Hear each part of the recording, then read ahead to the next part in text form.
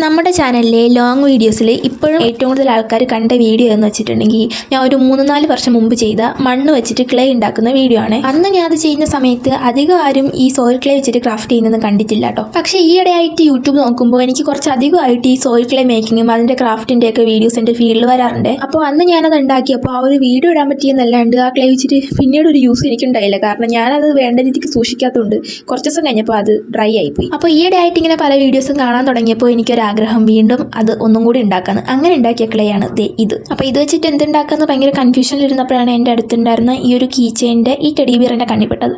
അപ്പോൾ ഞാൻ ഇതേപോലെ ഒന്ന് ഉണ്ടാക്കാൻ വേണ്ടിയിട്ട് ശ്രമിച്ച് നോക്കാം കേട്ടോ. ക്ലേ വെച്ചിട്ടുള്ള ഫസ്റ്റ് ട്രൈ ആണ് ഇത്, അതുകൊണ്ട് കൊളാകുമെന്ന് അറിഞ്ഞൂടാ കേട്ടോ.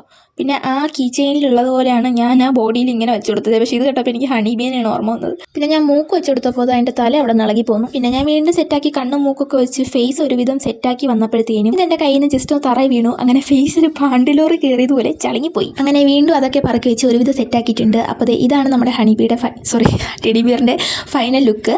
അപ്പോൾ എങ്ങനെയുണ്ട്, ഇനി നമുക്കിത് ഡ്രൈ ആയിട്ട് വേണം പെയിൻറ്റ് അടിക്കാൻ. അത് അടുത്ത വീഡിയോ കാണിക്കാമേ. അപ്പോൾ ഓക്കെ, ബൈ.